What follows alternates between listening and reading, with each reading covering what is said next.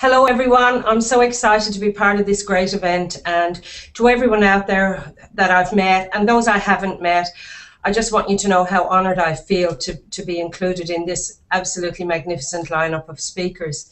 It's quite humbling actually. My name is Breed Lewis and I'm a Director of Macanta Consulting, so I'm a partner with Karen Ferris, whom you'll all know as a service management expert from Down Under. However, today I'm taking a sideways step from service management. I'd like to talk to you about overcoming the talent shortage today and tomorrow in our industry.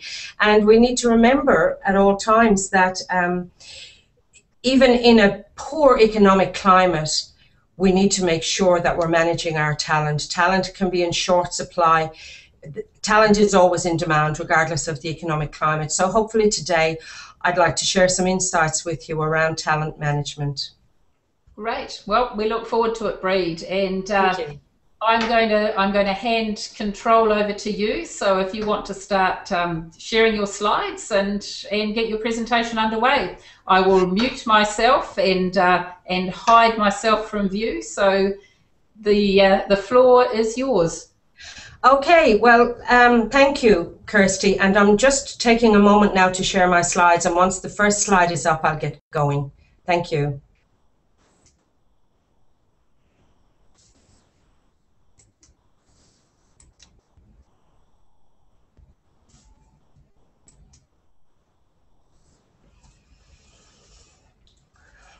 Okay, good morning, everyone. So today, I really wanted you to think about planting those seeds and making sure that you're setting the scene for sustainable talent going forward as you want to achieve your business objectives. And the topics that I'll cover this morning, I'll touch on the workforce across the generations that are currently in our workplace, employee engagement, talent management.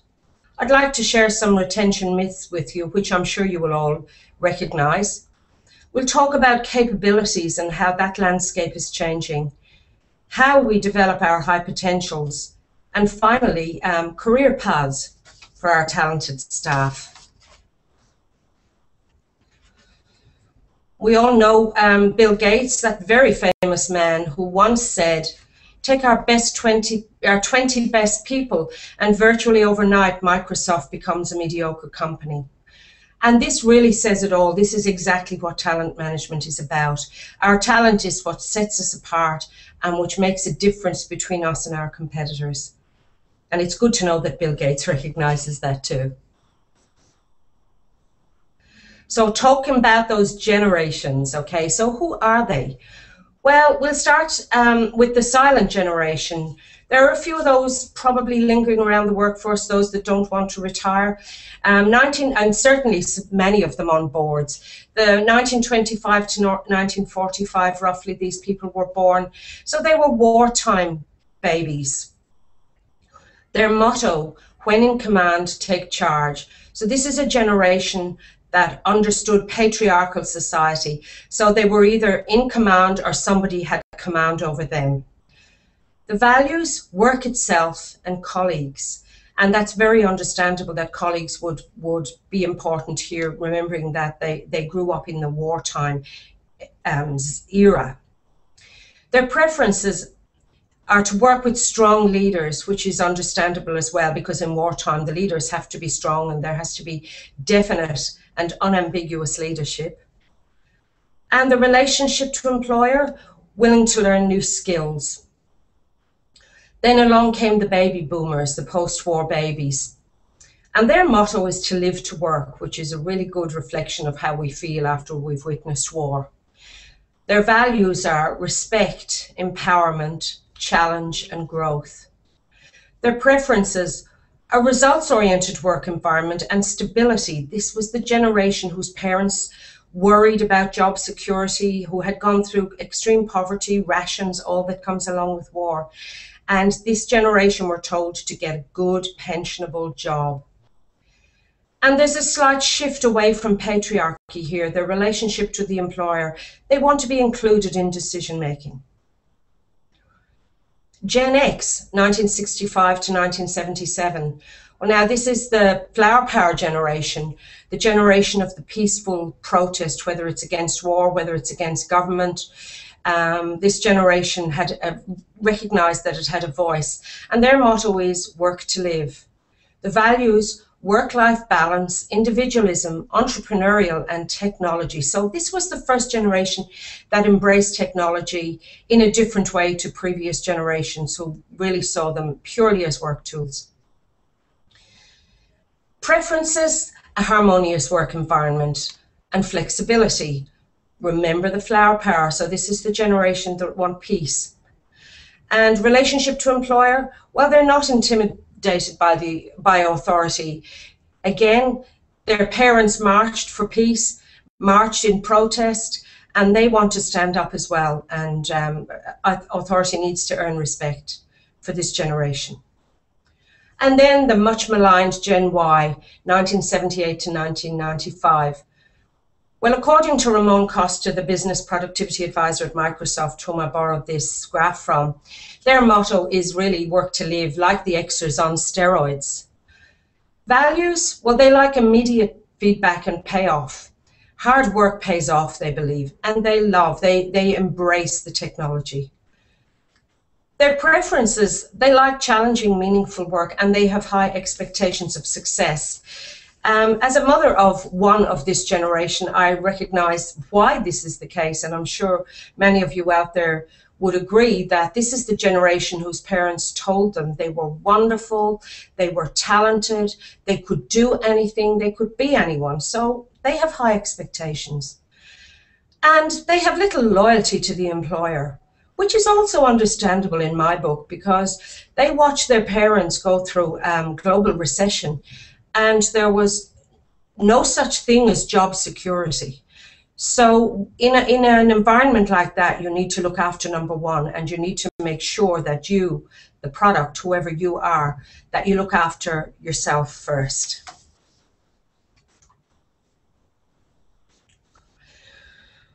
I'd just like to read this anonymous quote to you. The problem with today's youth is that they think they know everything. They're impatient to make their mark and change the world, and just want the older generation to step aside and let them take over before they have even learned what needs changing. Gen Y, you think?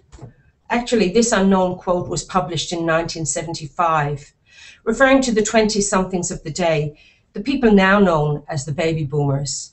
I think what that tells me is that every generation has this level of resentment towards the upcoming generation. We think we know better, we think we can teach them, and generally they think they know everything. So some things never change. Well, one generation we haven't spoken about yet, introducing the C generation. Connected, communicating, content-centric, computerized, community-oriented, always clicking. This generation believes it created the digital self. I know some of us oldies might like to believe we have a digital self too, but this is the generation most comfortable with their online persona. So what are they looking for in the workplace? Well, not to dislike Gen Y, they want workplace flexibility. They want to be technology enabled, and that in itself gives a lot of workplace flexibility. And relationship-based interactions. So these people will do a lot of that relationship stuff online. Most of their relationships will be acted out online. So this really brings a change to the workplace. This generation have a very different view of how we use technology and how we interact, whether it be with colleagues, with clients, with peers, or with those stakeholders external to the organization. Their preference will be online interaction.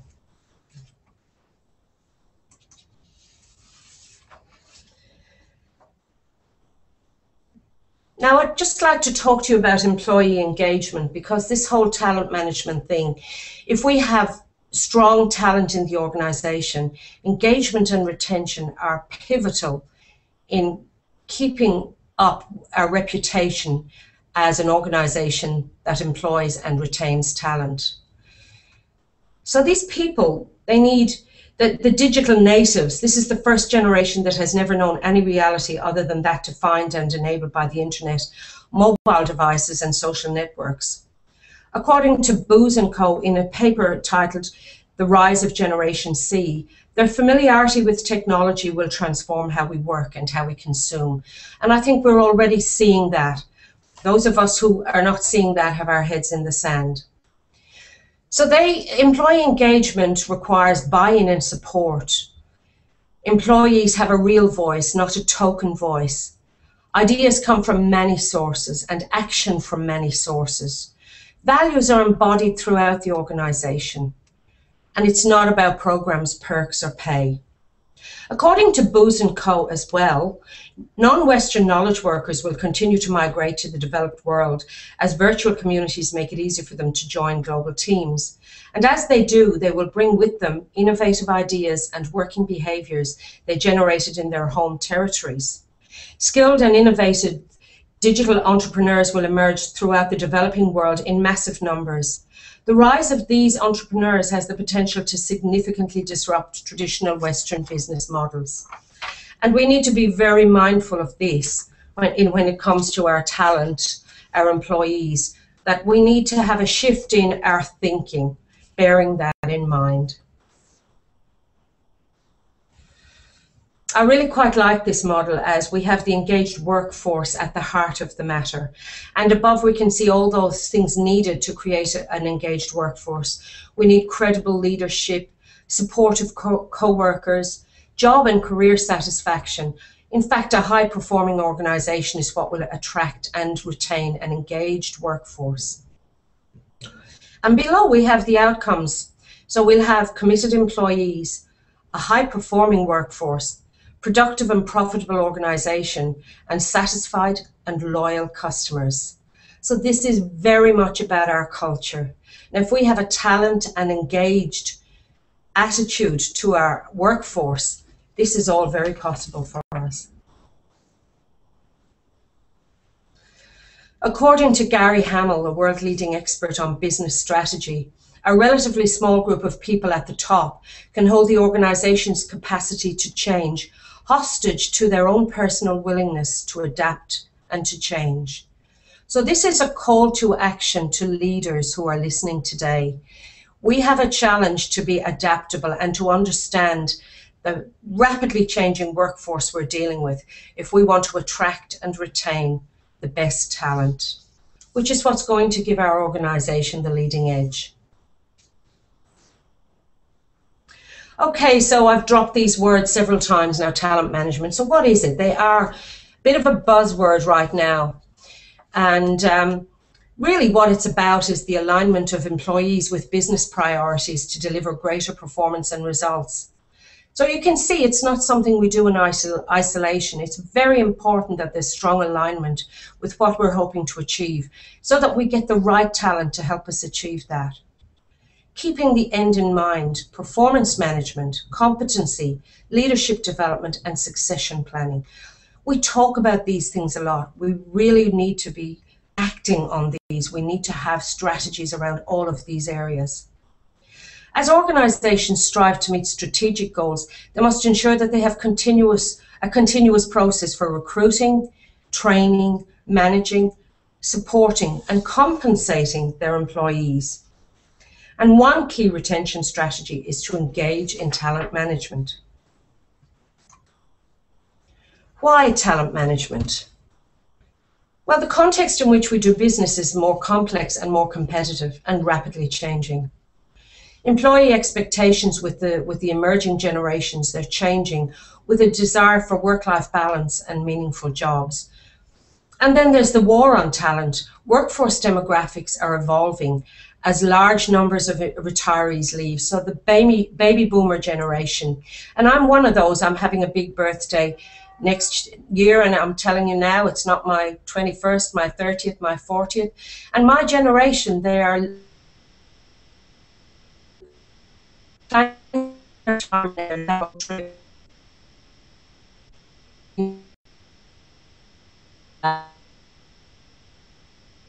massive generation moves out of play.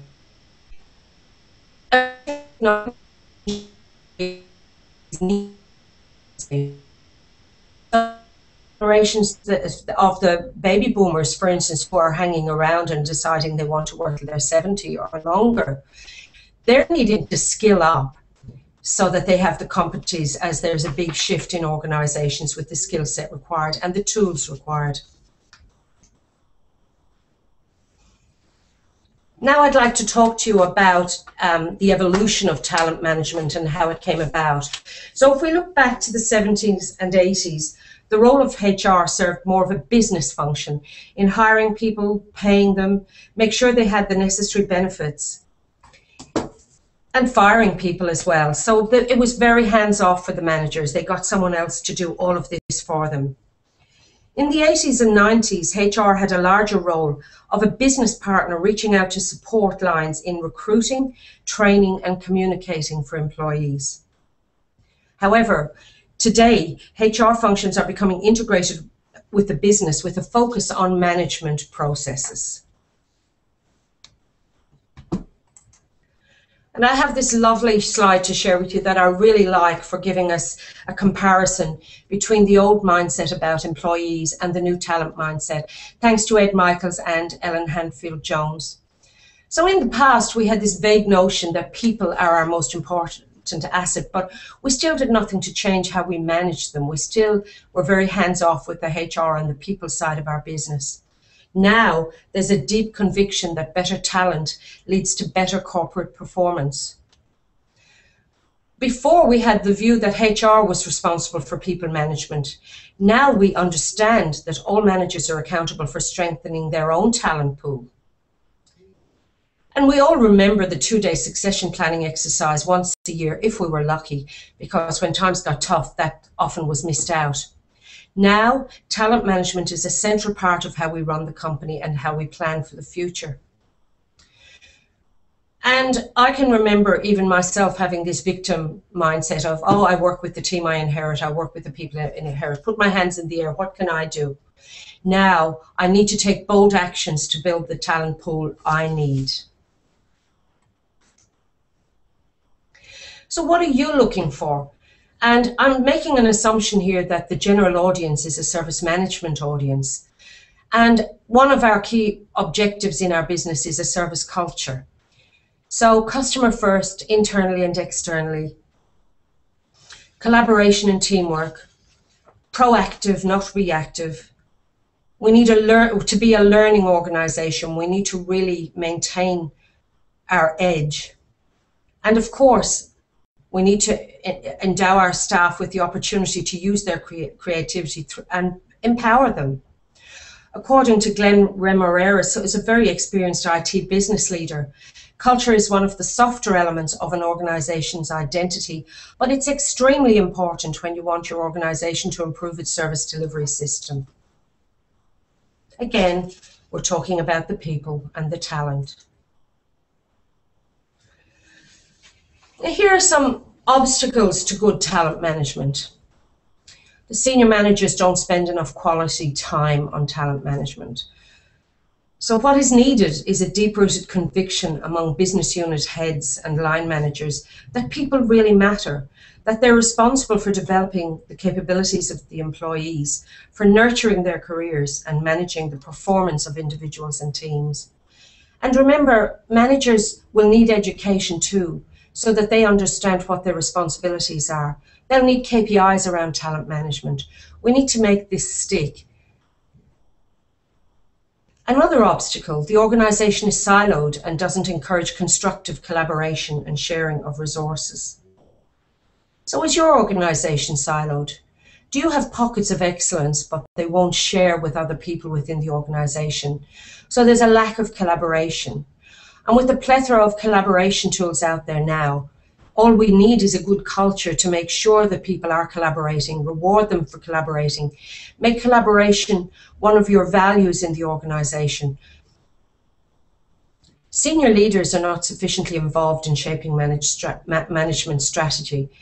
Well, this again is a very key point in terms of making sure that your talent management is aligned with the business and that they realize it's a priority. Maybe they're worried about the bottom line, They need to understand that talent management will, in time, address that bottom line in a very positive way. Senior leaders do not align talent management strategy with business strategy. As I just said, these two are inextricably linked. Line managers do not address underperformance effectively, even when chronic. And I have personally witnessed this in organizations, and recently in a not-for-profit that I was involved with, where really the bottom line is it's a lack of courage. We need to make sure we do not sweep underperformance under the carpet, as it's too hard to deal with. This lack of courage in just facing the problem head on can lead to disenchantment and loss of motivation in talented people who blatantly see poor leadership at play. So we really are accountable. And 5 retention myths. HR should have fixed it. Well, no, actually, line management should have fixed it. HR doesn't have that amount of influence anymore. Remember, we're responsible for the people. Oh, she left for more money. Well, according to the statistics, about 12% leave for more money. It's much more likely to be perceptions of how we are managed or mismanaged. The next gem is we can fix it by packaging salaries effectively. Well, as only 12% leave for money, and in any case, most employers only package for 2% of their employees, this leaves them without a retention strategy for 98% of their employees. We got it wrong at the recruitment stage. Look, I'm the first to admit this happens sometimes, and I will admit also that I've got it wrong at recruitment stage. But generally, line management or lack of it happens. Promises for developments at the interview stage, promising developments that are not realized, the career plan that was talked about that doesn't materialize, and employees therefore don't feel appreciated and decide to leave. Especially can do is identify your top talent, the high potentials as we'll call them, and have a retention strategy for managing them. And again, I can thank Gary Hamill for this wonderful slide. Gary calls this the pyramid of human capabilities. Gary's a renowned author, speaker, and business thought leader. According to Gary, there are 6 levels of engagement and human capabilities in the workplace. So we'll start at the bottom of the pyramid, and we're talking commodities down here. Obedience, show up, do the job. Just move up one level to diligence, hard work, stay focused, long hours, etc. And further up that pyramid to the 3rd commodity, intellect, taking responsibility for their own skills and bringing best practices to the workplace. Now we get a color change as we get an attitude change as we move up the pyramid to initiative, taking ownership for a problem or an opportunity before you ask them, not being bound by the definition of their job. Further up the pyramid, we have creativity. Human creativity brought by people who would ask how to do this in a fundamentally different way. What is there to learn from other industries? Where are the chances for radical innovation in this product or service? And finally, at the top of the pyramid, where we get value and engagement, we have passion and zeal, for whom their job is not only intellectually meaningful, it is indeed spiritually meaningful to them. Enormous meaning comes from their work. According to Gary, layers 1 to 3 are global commodities, can be bought in any low-cost country in the world. If this is all you're getting from your employees, you will have trouble defending your place in the market. Surveys show that we're getting about 50 to 55% of our employee capabilities, which means that we're only tapping into the first 3 commoditized capabilities, not the last 3, which bring the most value to the organization. According to Charles Dubois, the important thing is to be able at any moment to sacrifice what we are for what we could become. This is another reminder of our need to always adapt and grow through vision and innovation. We must not allow ourselves to bask in the past glories at the expense of future excellence. We cannot be complacent. We need to constantly look at our talent, look at our high potential employees, because they are the people who realize our dreams for us. They're the ones who realize our goals and our lofty visions for the organization. Another call to action for managers and leaders: define the culture of your workplace.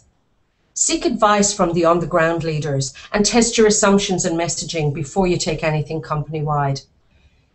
You know, it's really important that you do this. It's really important you're engaged with what's going on the floor.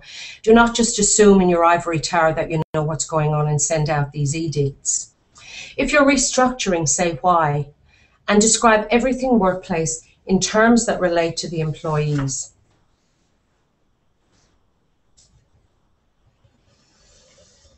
Provide employees with tools, resources, training, and information they need to be successful. It's all good and well getting yourself a nice little talent pool, but then hamstringing them by not giving them giving them the opportunity to be the best they can be with these tools, resources, training, and information. Give ongoing performance feedback, both positive and corrective. And this means not waiting for the 12-month review. Foster a collaborative working environment. We have the tools now to make this very easy, regardless of our location, how many locations we have, even a global organization, it's important. The tool using today is a prime example of that. Demonstrate faith and belief in your employees' skills, abilities, and decisions. Thank your employees and acknowledge their contributions on a regular basis.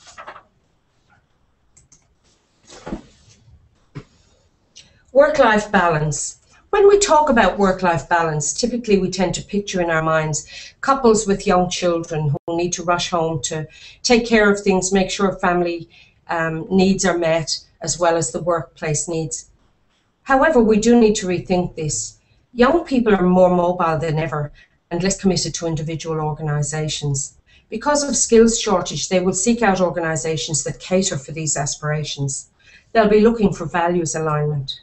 As well as that, we have the empty nesters or the working people that don't have children, who have much more freedom and opportunity to travel the globe or to fulfill their dreams in their time out. So work-life balance is really important right across the organization, right across the demographic of your workforce.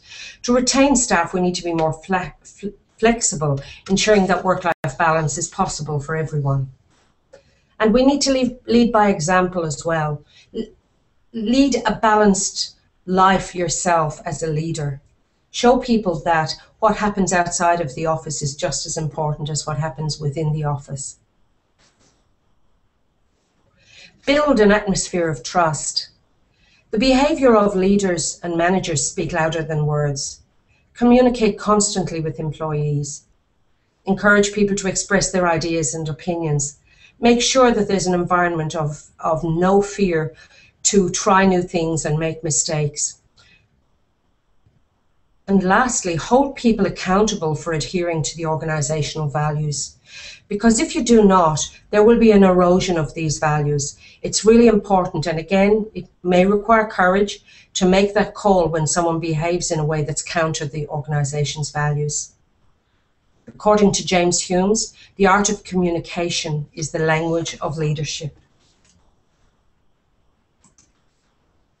Now, I mentioned a few slides back that the way we manage to retain the talent is development of our high potentials. This way we can use the talent that we already have, as well as the talent we might recruit, but we need to start with the talent we already have.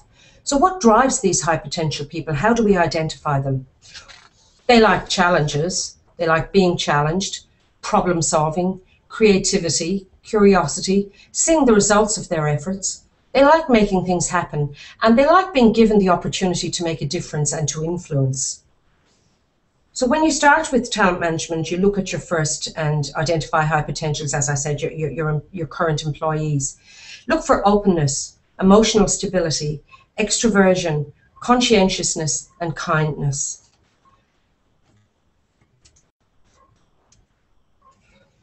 And you may think that a talent management program is going to be a very costly exercise, But this slide shows you ways in which you can develop your high potentials and invest in them without it costing millions of dollars. So 10% of their development roughly is education, workshops, courses, recommended reading, in-house training. 20% of the development is exposure, so networking events, forums, mentoring and coaching, feedback from management. In fact, giving them time to watch a conference like this online is exposure. Experience is 70% of the development. And it's amazing how many organizations don't do these things. Rotation, role shadowing, giving your high potentials breakthrough goals at performance management time. And on-the-job experience is structured for development. This can be a conscious decision to have experiences available to these people to stretch them. And allow them to roll out their own initiatives, give them a break. This is a way to invest in your good people. So the process of getting a high potential or talent program together, you as the manager firstly need to identify your high potential candidates, nominate them, then you participate in a roundtable discussion with your peers, and the number finally decided on for the program, say for a one-year period, would be based on the succession plan for key staff members. It would also be based on roles that need to be filled where you might want to give high potential staff an opportunity. Engage with HR to devise a talent development plan for you and ensure that you have mentors for high potential candidates. Now I'd like to talk to you about career path. I know in our industry in particular there is a challenge with strong technical experts to find a satisfying career path for them where they feel recognized and are seen to be recognized, and where they can tell their friends outside the workplace that they've been promoted. Not all of them can be managers and not all of them should be managers. So it's important to have a consciousness around the various career paths within the organization and make sure that you know, a model like this illustrates there's a career path for everyone in the organization, and I've picked a very simplistic example in the technical area, in the business support area, and in the management area. And hopefully, if you do that, you'll prevent this. And we all know people who are square pegs and round holes, and maybe we've been that. I know I was for a period of 18 months where I was in a role I certainly should never have been in. And it hurts to be in a role like that. You're not comfortable and neither are you delivering. So we move on to pathways. And it's really a good way of clarifying where people will go in the organization, particularly as we're talking about engagement and retention of the high potentials, the people we don't want walking out the door. We will have employees who are technical experts and need to be recognized and rewarded for that. We need to have some kudos around that. Remember that geek is chic now, so we need to have some means of rewarding these people and giving them titles that recognize their technical expertise. We don't have to make them a manager. That's putting a square peg in a round hole. And we have our consultants, our customer-facing experts, and we have the specialists, those with unique skills that focus in niche areas, and they're probably highly innovative in your organization. So again, they need to be recognized as specialists and rewarded. And then you'll have those with natural leadership and management skills who you can stream into the manager pathway.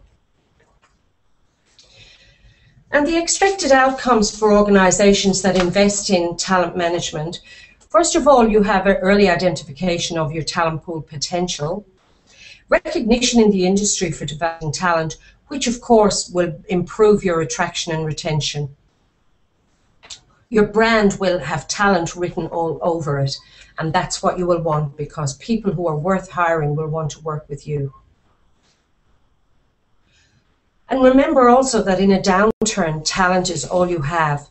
You need to continue and maintain and invest in your talent programs. Many organizations let these things slip and they try and save money, but you're actually inviting the talent to walk out the door if you do this. Do not sacrifice your values, principles, or people in a downturn. You remember that when you come out the other side of the tunnel, you will need your values, your principles, and your people. And I just love this statement by Warren Buffett. Only when the tide goes out do you know who's been swimming without a bathing suit. Your loyal people are in effect your bathing suit. Many great people are on the market in a downturn because other organizations don't survive. So use it as an opportunity to build your talent if you can. And again, just reinforcing that there are affordable ways to retain your talent. Professional development does not have to be time-consuming or expensive.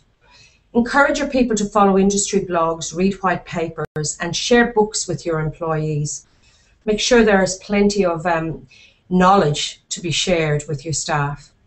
Provide work-life balance by offering telecommuting, virtual meeting, and flexible hours. Variety is the spice of life. It keeps work interesting and meaningful. It offers challenge and opportunity to add to employees' skills and growth and cross-training.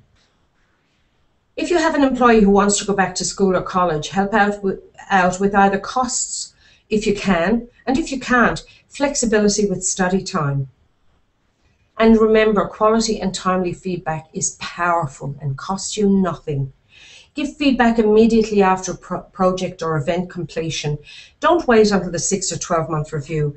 It can be simple email or a pat on the back saying great work. Now, all of those programs we talked about and all the things that you have to think about as a leader or a manager can be quite daunting. So what I would suggest you do is work with your HR department for an integration of programs. And the integration of all these programs will provide you with a very robust talent management opportunity with your staff.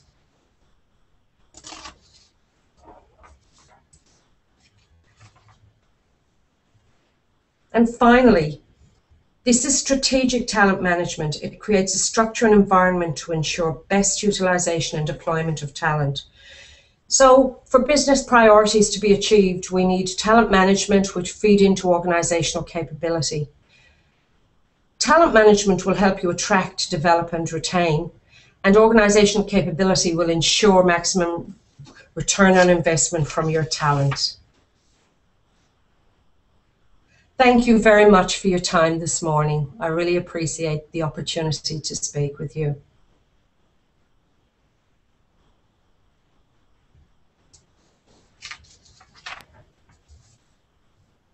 Thanks, Bree. If you want to stop sharing your screen, we can have a chat.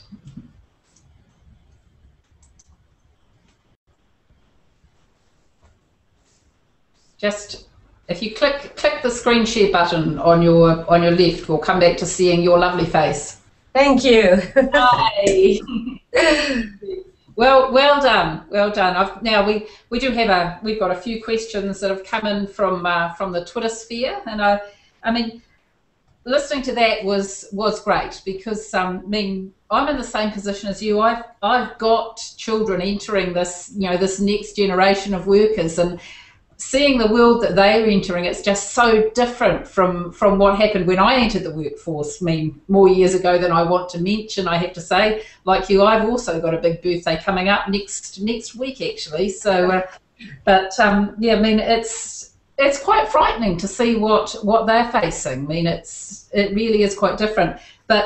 And we, as parents of our generation, we brought our children up. I mean, we really pushed this whole self-esteem, and I wonder sometimes if we pushed it too hard, because I mean, you get these 20-somethings who walk into their first job and just about hold out their hands and say, "Here I am, aren't you lucky to have me?" And it doesn't go down so well in some traditional places of employment. So and yet, Kirsty, I'm sure you'd agree with me that Gen Y are a very inspirational generation, and they're just I think they're a delight to be around. They're so up with the technology. They make you feel so silly when you haven't got it quite right, but I think they're refreshing in the workplace. Their honesty and their openness is very refreshing. It is, and it's exciting to see how they're developing as well. I mean, there were a couple of things that I thought of before I hit the Twitter question. So, with all the way we are starting to work from home a lot more and trying to get more of that work-life balance in there, how do you work with very traditional employers who just can't get their heads around the fact that they could have employees working from home who actually are still being productive and still working. Because I mean, I've come across a few who really think that if you're not behind a desk in their office where they can see you, that you couldn't possibly be working. Yes, look, I think that's still common. You know, we still have a lot of the older end of the baby boomers have a very traditional mindset, and I still have remnants of the patriarchy around them, and I certainly have worked for bosses like that. What I would say to the younger generation is don't work for bosses like that. But for those of us who might be able to influence those bosses, encourage them to have the job description as outcome-based, and not around the 9 to 5 so much. So that, because really they will be rewarded with an employee who will work around the clock. Now that doesn't mean they work 24 hours, it means they work around the clock. So if, excuse me, just let me get a drink of water.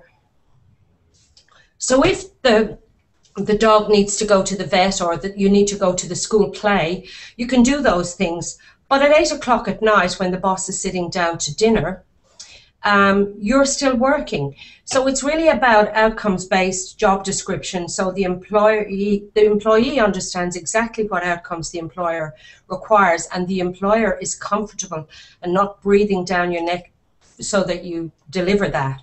Hmm.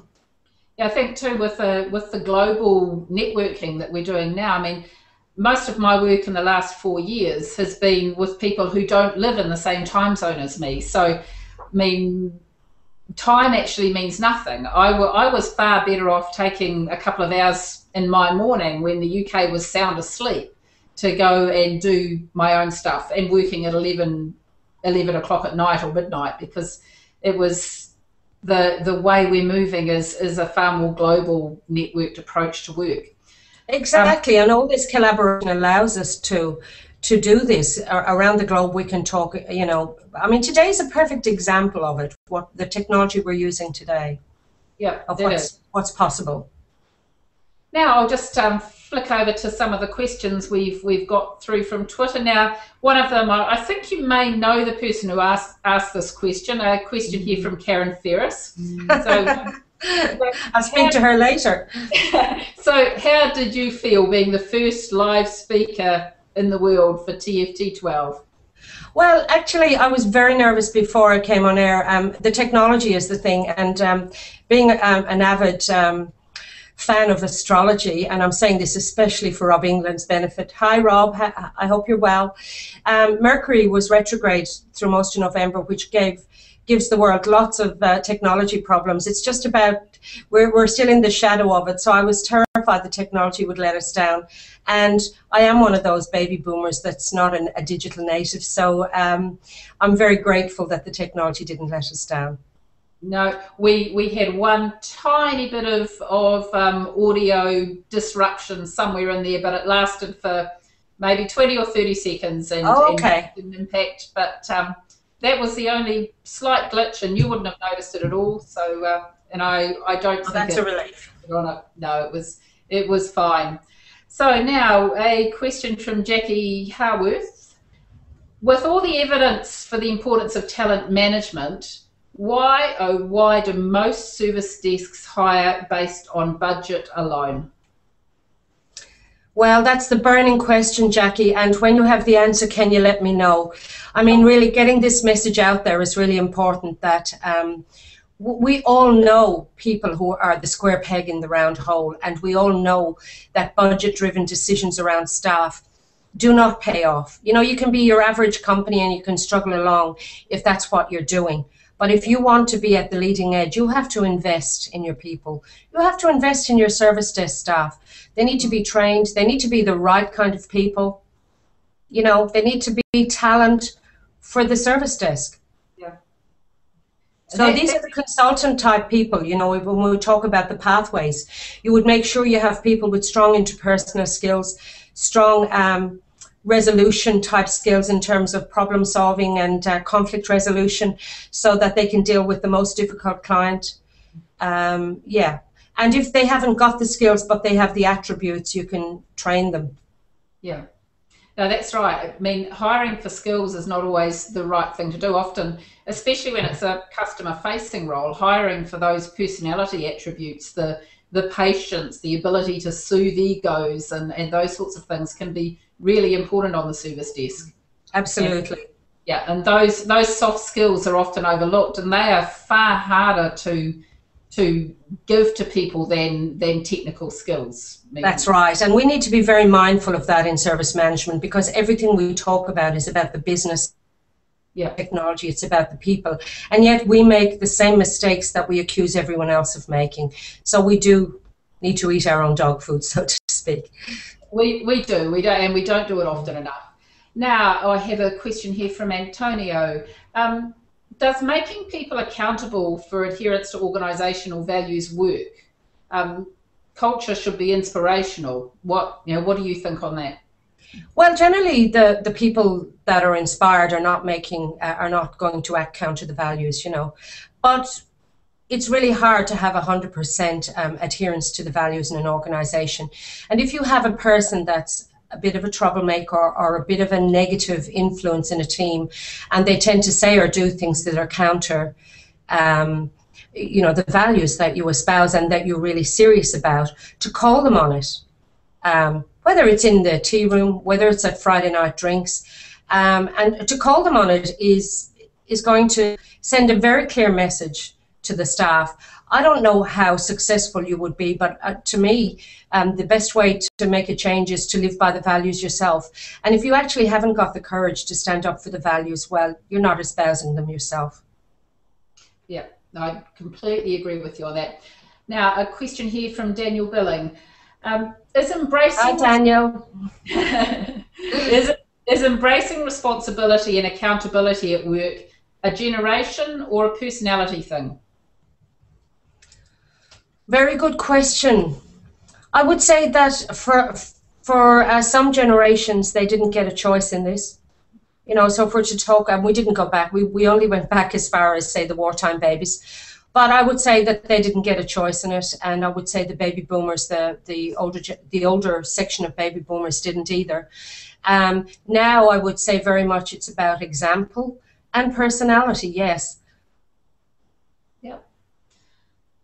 Well, we've come to the end of our question list through Twitter. I've thoroughly enjoyed your presentation this morning, Breed. It's given quite a bit of food for thought, especially for me, sort of living it with children coming into this new world that we've been helping develop. I guess it's